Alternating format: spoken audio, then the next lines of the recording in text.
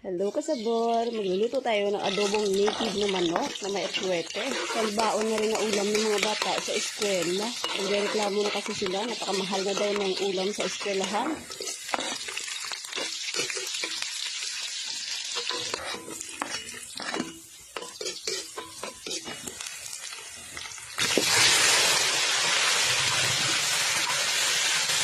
Sabong, pabalaman na yung ano.